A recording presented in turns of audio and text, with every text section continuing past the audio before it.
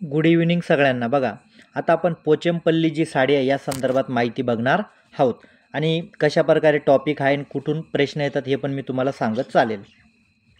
पोचमपल्ली. आता बघा इथे जे पॉईंट दिलेले ते मुक्तापूर गाव में रहने वाली वाणी और प्रसाद, म्हणजे कुठे राहतात ते मुक्तापूर, हे काय विचारलं जात नाही तुम्हाला.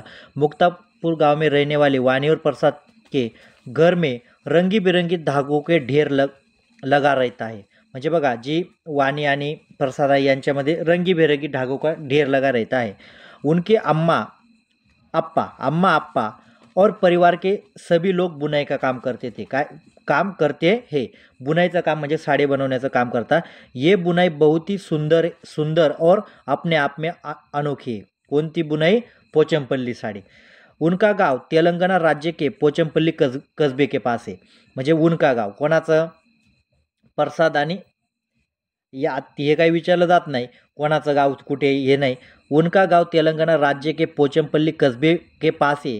या ज़्यादातर परिवार बुनकर है. मग तुम्हाला विचारलं जाऊ शकतो पोचमपल्ली कस्बे में ज़्यादातर परिवार क्या है? ज़्यादातर परिवार क्या है? बुनकर है. बुनकर म्हणजे साडी बनवण्याचं काम करतात. इसलिए इस बुनाई को पोचमपल्ली से नाम से पहचाना जाता है. म्हणजे बघा, पोचमपल्ली का बरं नाव पडलं तर कुठे आहे ते? तेलंगणा राज्यामध्ये काय आहे? पोचमपल्ली कसबा आहे आणि तिथेच हा व्यवसाय केला जातो, म्हणून त्याला काय पोचमपल्ली से नाम से जाना जाता है. आता तेलंगणा ऑप्शनमध्ये जर तुम्हाला तेलंगणा राहिलं किंवा आंध्र प्रदेश जर आलं, जर तेलंगणा नसलं तर याचं उत्तर काय असेल? आंध्र प्रदेश द्यायचं. आणि जर आंध्र प्रदेश पण असेल आणि तेलंगणा पण असेल तर उत्तर काय द्यायचं? तेलंगणा द्यायचं. कारण तो आत्ता एक तेलंगणाचाच भाग आहे. पूर्वी आंध्र प्रदेश आणि तेलंगणा हे काय होते? एकच होते. आता याला नाव का पडलं ते पोचमपल्ली हे तुम्हाला मी सांगितलं. कारण काय होतं, पोचमपल्ली कसब्यामध्ये ही साडी बनवण्याचं काम चालतं. इन गावों के लोग बहुत पुराने समय, बघा, इन गावों के लोग बहुत पुराने समय से ये काम करते थे. मग तुम्हाला इथे विचारलं जाईल का कितने समय से? पुराने समय से. मग तुम्हाला फसवण्यासाठी काय देतील? कुछ समय से काम करते पोचमपल्ली कल, नाही, तो पुराने समय से काम करते थे. वाणी और प्रसाद के अम्मा अप्पा ने अपने परिवार के बड़ों से बुनाई सीखी. मग तुम्हाला ज्या परिवारामधून काय केलं, ज्या वाणी आणि प्रसाद जे आईवडील होते त्यांनी ती बुनाई कोणाकडून शिकली तर त्यांच्या परिवारामध्ये जे बुजुर्ग लोक होते, जे वयस्कर लोक होते त्यांच्याकडून ही कला शिकली. अब वाणी और प्रसाद भी स्कूल से आकर अपने अम्मा अप्पा की मदत करते. म्हणजे काय करतात?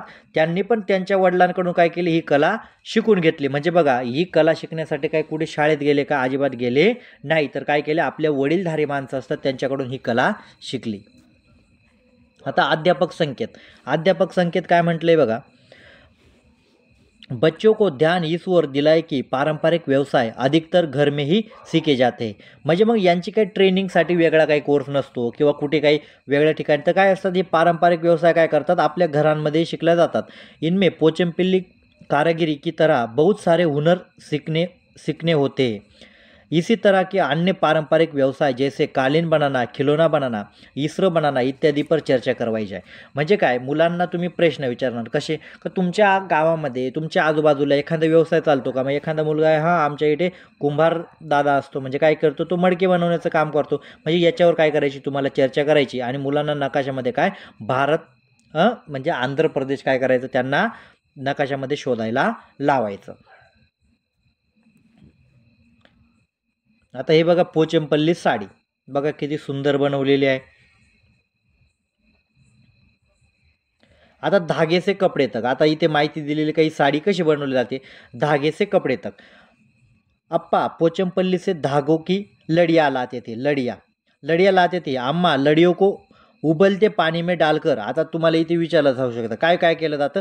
उबलते पानी में डालकर उनकी गंदगी और धागे त्याची, म्हणजे बघा तो धागा बनवला जातो तो काय केलं? त्याची गंदगी म्हणजे उकळत्या पाण्यामध्ये टाकल्यानंतर काय होते? जे त्याच्यावर गंदगी असेल, जो त्याच्यामध्ये आपण म्हणतो ना काळा झाला असेल किंवा काय झाला असेल, एक काय होईल? तो सफेद होईल.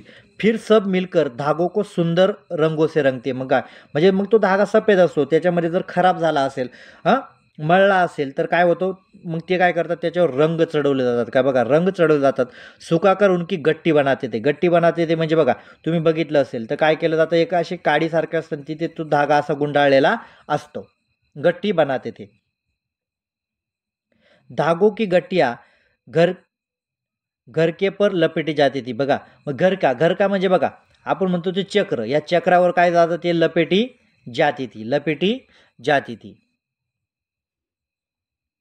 रेशम धागा होतो बघा, आता इथे काय म्हटलेले लपेटे जाते थे, फिर उनसे कपडे बुने जाते थे बघा, फिर उनसे कपडे बने जाते. रेशम धागा होतो रेशमी कपडे बघा, आता रेशम धाग्यापासून कोणते कपडे बनणार, रेशमी कपडे, साड्या और सुटो के लिए बुने जाते बघा, रेशमी धाग्यापासून काय बनवलं जातात, साड्या आणि सुटो के लिए बुने जाते.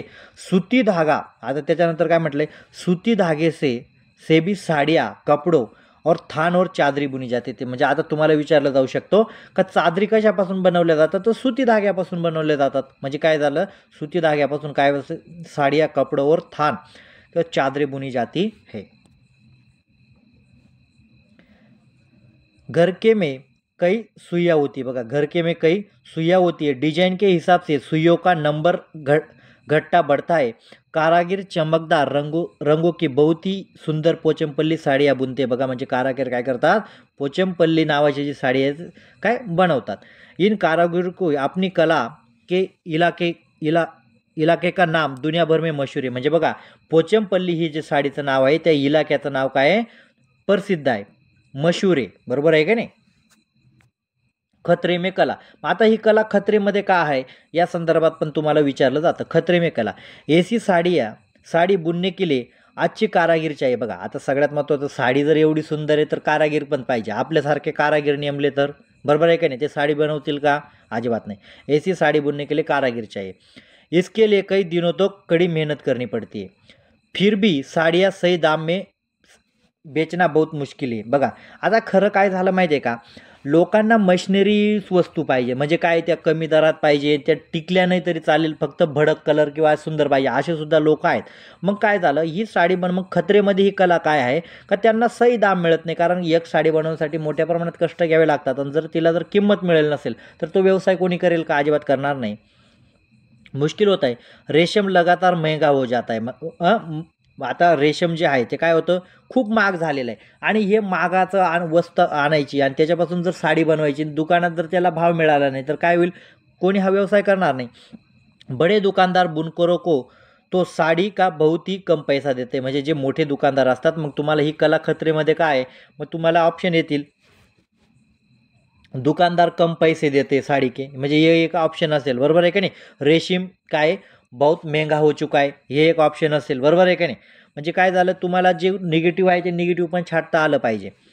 कम पैसे देते, खुद वे भाव चढाकर बेचते. म्हणजे बघा दुकानदार काय करतात, यांच्याकडून कमी भावात घेतात, कोणाकडून जे पोचमपल्ली साडी बनवतात त्या कसब्यामध्ये, आणि स्वतः काय करतात, चढाकर बेचते, म्हणजे काय स्वतः जास्त किंमत लावतात. इसलिए कई बुनकर ये काम छोड़ रहे हैं बघा. मग तुम्हाला विचारलं जाईल का ये बुनकर काम क्यों छोड़ रहे, का यामुळे कारण आहेत का काम छोड़ रहे. वे अपने गांव छोड़कर बड़े शहरों में मजदूरी करने जा रहे हैं. इस समस्या का कुछ हल निकालना चाहिए. बरसों पुरानी बुनकरों की ये कला धीरे धीरे लुप्त हो जाएगी, बरोबर आहे का नाही. म्हणजे बघा एखादी कला असेल, आता उदाहरणार्थ पूर्वी मोठ्या प्रमाणात माठ बनवायचा व्यवसाय चालायचा, बरोबर आहे का नाही. पण आता काय झालं, मोठ्या प्रमाणात वस्तू आला, भांडी आले, स्टील आलं, ॲल्युमिनियम आलं, याच्यामुळे काय झालं, या कुंभाराचा जो व्यवसाय आहे याच्यावर पण काय परिणाम व्हायला लागला, बरोबर आहे का नाही. मग त्याच प्रकारे काय झालं, जर मग आपला जर व्यवसाय चालत नाही तर मग गावात राहून उपयोग काय, मग हे काय करायला लागले, शहराकडे जायला लागले. म्हणजे हा कला खतरे में काय आहे याच्या बंद पडण्याची कारणं. आणि जर तुम्हाला जर इथे जर दिलं ऑप्शनमध्ये, उनको ज़्यादा पैसे मिलते थे इसलिए उन्होंने वो कला बंद कर दी, असं असेल का, अजिबात नाही. पण ती कला बंद का केली तर त्यांना पैसा मिळत नाही. म्हणजे तुम्हाला हे टॉपिक पण माहीत पाहिजे. त्याच्यानंतर अध्यापक संकेत, अध्यापक के लिए ऐसे पारंपरिक व्यवसाय को भी कई अवजारों की कलाओं के इस्तेमाल होता है बघा. म्हणजे शिक्षकाने काय सांगितलं पाहिजे का ही कला काय सोपी नाही, हिला पण ये म्हणजे एखादं वस्त्र बनवायचं असेल त्यासाठी मोठ्या प्रमाणात अवजार लागतात, साधनं लागतात. इस बात पर भी जोर डाले कि अक्सर एक चीज़ को बनाने के लिए परिवार के सभी लोगों को मिलकर काम करते और सभी को काम बटाए. म्हणजे मग यातून विद्यार्थ्यांना संकेत काय देऊ शकतात का तुम्हाला पण एखादं काम करायचं असेल तर परिवाराचे सगळ्या लोकांचं काय पाहिजे, तुम्हाला साथ पाहिजे, सगळे एकत्र पाहिजे. म्हणजे याच्यामध्ये काय करणार तुम्ही, परिवार कसा एकत्र राहील ही पण त्यांच्यामध्ये भावना तुम्ही जागृत करू शकतात. चर्चा करू. आता इथे बघा हे चर्चा करू काय हे विद्यार्थ्यांसाठी ॲक्टिव्हिटी असतात, विद्यार्थ्यांसाठी ॲक्टिव्हिटी असतात. हे सगळं विद्यार्थ्यांसाठी दिलेलं असतं. आता इथे एक अध्यापक संकेत तुम्हाला अजून दिलेला आहे. अध्यापक के लिए पोचमपल्ली की तरह भारत में कई इलाकों में कुछ खास चीज़ें बनाई जाती है. इन चीज़ों के नाम उस इलाके के नाम मशहूर हो गए हैं. जैसे जैसे कुल्लू कुल्लू की शॉल, मधुबनी पेंटिंग. आता मधुबनी पेंटिंग आपण कुठे बघितली होती? बिहारमध्ये बघितली होती. मधुबनी पेंटिंग, असम की शिल्क, कश्मीर की कढ़ाई, इन पर चर्चा करवायची आहे. म्हणजे काय विद्यार्थ्यांना आता तुम्ही मागचे टॉपिक हे शिकवलेले असतात, मग मागच्या टॉपिकवर काय मधुबनी पेंटिंग कुठे आहे, कशा प्रकारे झाली, त्याच्यामध्ये काय वापर, याच्यावर पण तुम्ही चर्चा करू शकतात. मग आता तुम्ही ही जी पोचमपल्ली जे साडीचे जे वैशिष्ट्य आहेत मग ते कारागीर खत्रेमध्ये का आहे, हा एक इथे प्रश्न बनू शकतात. म्हणजे ही कशी बनवली जाते, धागे कसे बनवले जातात, डिझाईन. मग सगळ्यात महत्त्वाचा प्रश्न तुम्हाला इथेच प्रश्न तयार होतात. म्हणजे काय का पोचमपल्ली कौन से कस्बे में है, तो पोचमपल्ली कस्बे में, बरोबर आहे का नाही. कौन से राज्य में है, तेलंगाना राज्य में है. उनको नाम पोचमपल्ली क्यों पडा, कारण त्या कसब्याचं नाव काय होतं, पोचमपल्ली होतं. इथे अजून प्रश्न काय होतं, ज्यादातर परिवार काय आहे, बुनकर है. ये कला बहुत पुरानी है. इथेच तुम्हाला प्रश्न निर्माण होतात. बघा एकदम सोप्या प्रकारे हा टॉपिक होता. बॅच जॉईन करण्यासाठी जे नवीन विद्यार्थी आहेत, माझा नंबर आहे 7498 99 34 66, 95 61 99 34 66. हा दुसरा मोबाईल नंबर आहे. याच्यावर तुम्ही बॅच जॉईन करा, कारण याच्यातून तुम्हाला अध्यापनशास्त्र पण निर्माण होतं. कारण अध्यापनशास्त्र काही कुठून बनत नाही, तर या टॉपिकनुसारच अध्यापनशास्त्र बनतं आणि तुम्हाला समजून दिलं तर तुम्ही अध्यापनशास्त्राची उत्तरं देऊ शकतात. कसा वाटला व्हिडिओ, लाईक करा, सबस्क्राईब करा आणि जास्तीत जास्त विद्यार्थ्यांपर्यंत पोहोचवा.